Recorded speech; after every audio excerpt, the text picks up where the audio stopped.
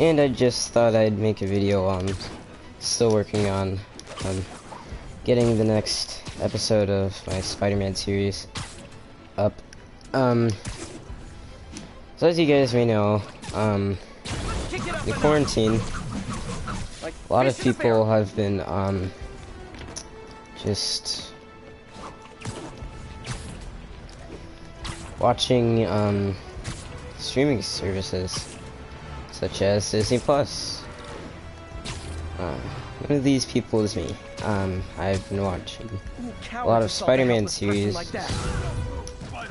recently. You wanna fight? It's your lucky day. Don't give up, Spidey.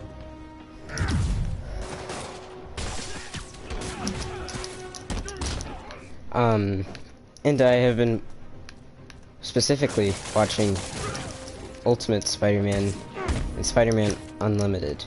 Unlimited didn't really take me that long because it's a shorter series, but Ultimate Spider-Man did, because it is the longest running Marvel TV show in existence right now.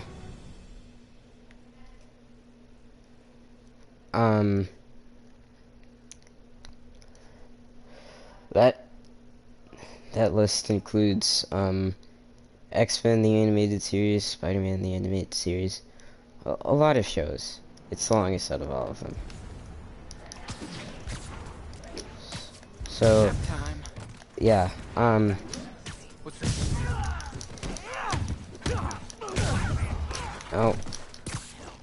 why am I making this video? Because besides the reason I already gave you, Marvel's Spider-Man isn't out yet, so I can't do a full review of that series, so I figured I'd just do it on these two. Now, Ultimate Spider-Man seem more like a kids show than other Spider-Man shows. Kick it up a notch. Okay, now I'm just showing off. Spider-Man. However, in the last few seasons it gets really mature. All the superheroes almost die. The entirety of New York is held hostage. Things escalate quite a bit as the series goes on.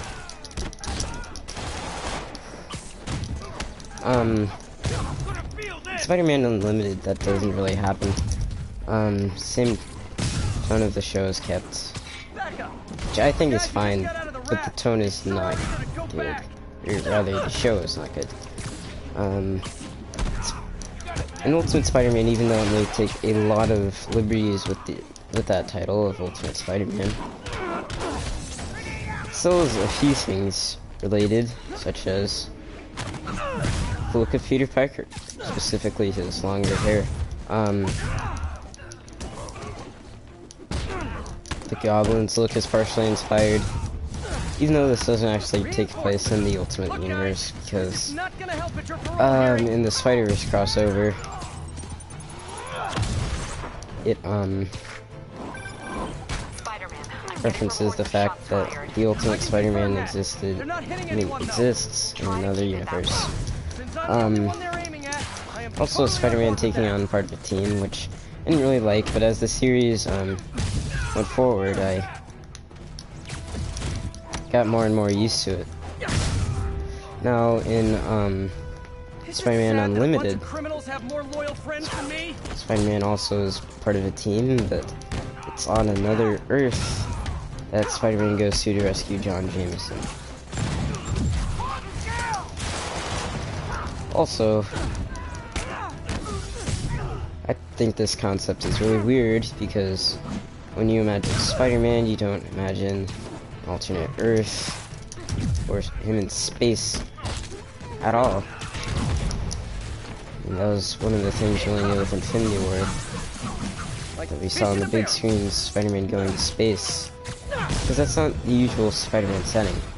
Also, in Spider-Man Unlimited, Spider-Man has a cape for some reason, which I think is kind of odd.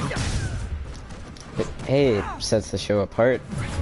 Ultimate Spider-Man's look is based heavily off Spider-Man from the Ultimate Comics. So it was a nice change of pace to have a different looking suit.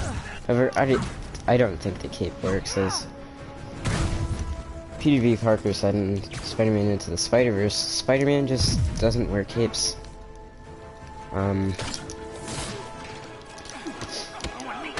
So it's a little odd that he's wearing it in this show.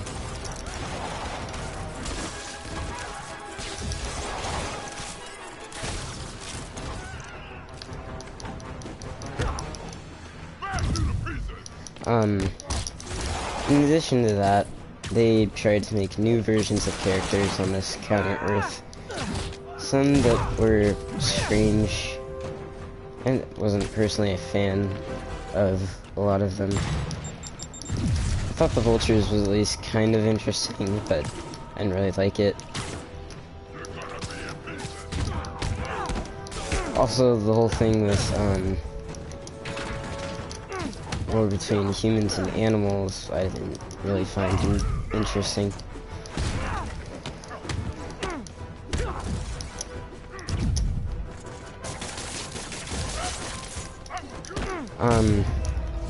So yeah, it wasn't really that great of a show. It got canceled after, only one season left on a really big cliffhanger. The inmates and all their guns are webbed Which up and waiting. was Thanks.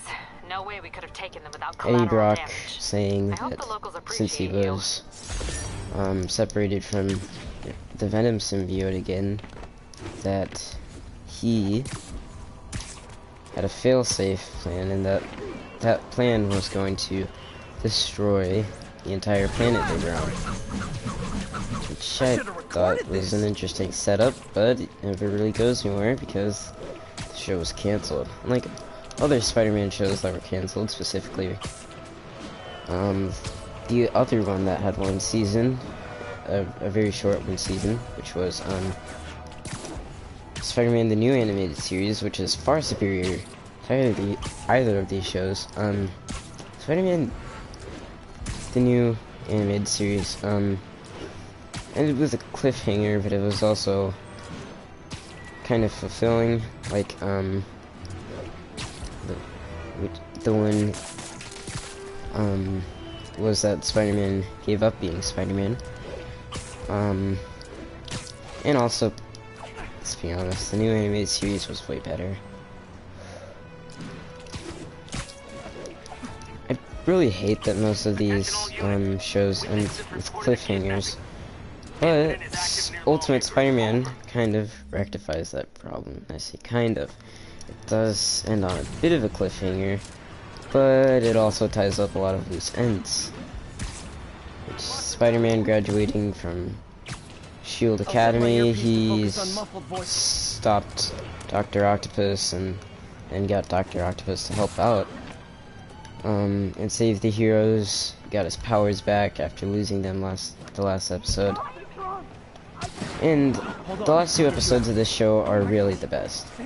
In the last episode, like I said, Spider-Man loses his powers only because Dr. Octopus has forced him to save his aunt, who he told about. Spider-Man, Dr. Octopus, has also figured that out, and he wants to take down Spider-Man once and for all. After that cliffhanger, it is resolved by Norman Osborn helping out Spider-Man get his powers back, but Peter does most of the work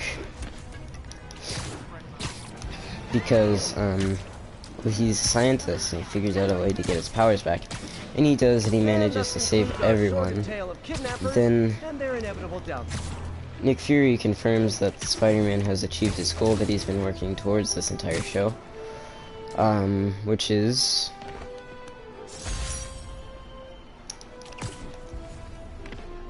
becoming the Ultimate Spider-Man. And now that Spider-Man has achieved this goal, he addresses the audience saying not to get all sappy because it's isn't the end, but just the beginning, as he stops some thugs. Which I think is a really good ending to the show, because this goal is achieved, and I mean, it's really the show's climax. Also, these are some of the best episodes of the show, so there's also that. The series also took things in interesting directions, again with Spider-Man being a part of a team, but also the fact that Venom is in this show, but it's not Eddie Brock. It is multiple characters. First, Harry Osborn gets the symbiote, then Norman Osborn, then Flash Thompson, so a lot of characters. Also Carnage in this show, but Cletus Cassidy does not appear. It is attached to Peter Parker. Then it infests the city, and finally, it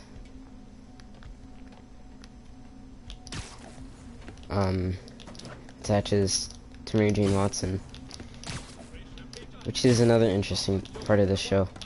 She and Peter don't really get together, however, it's kind of implied they like each other, and she actually gets superpowers, which is an interesting move.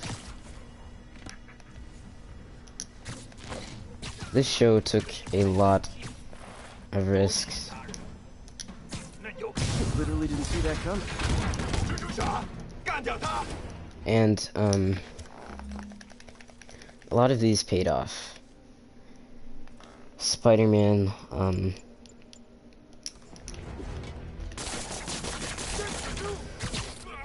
being a part of a team is a very interesting move. And I think it becomes earned throughout the course of the show, as this team helps him do things he couldn't do on his own. Specifically like the Spider-Man and His Amazing Friends show from the 80s.